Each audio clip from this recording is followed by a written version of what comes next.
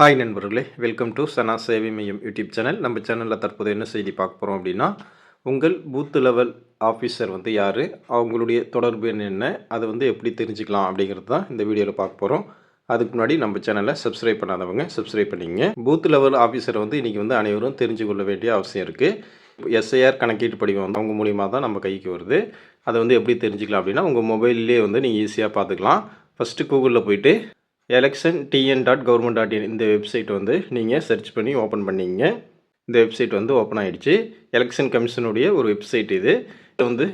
No your polling station அதை select பண்ணிட்டீங்கன்னா இந்த மாதிரி பேஜ் ஓப்பன் ஆகும். இதில் உங்களுடைய இபிக் நம்பர் கொடுங்க. இபிக் நம்பர்னால் உங்களுடைய ஓட் ஐடி நம்பர் டைப் பண்ணிவிட்டு கீழே கேப்சா கோட் இருக்கும், அதுவும் டைப் பண்ணணும். டைப் பண்ணிட்டு சர்ச்சுங்கிறத கொடுக்கணும்.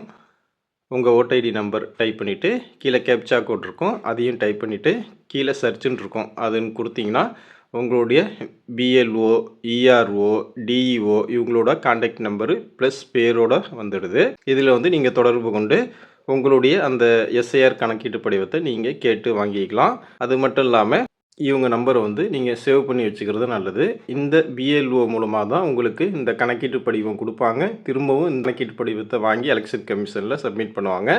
அது மட்டும் இல்லாமல் எலெக்ஷன் டைமில் பூத் ஸ்லிப் கொடுக்க வேண்டிய வேலையும் இந்த பிஎல்ஓவுடைய வேலை தான். அவங்க தான் உங்களுக்கு பூத் ஸ்லிப்பை கொடுப்பாங்க. இந்த அடிப்படையில் நீங்கள் உங்களுடைய பிஎல்ஓவை தெரிஞ்சுக்கலாம். நண்பர்களே, இந்த தகவல் உங்களுக்கு பயனுள்ளதாக இருந்தால் மற்ற நண்பர்களுக்கு ஷேர் பண்ணுங்கள். நம்ம சேனலை சப்ஸ்கிரைப் பண்ணுங்கள். நன்றி.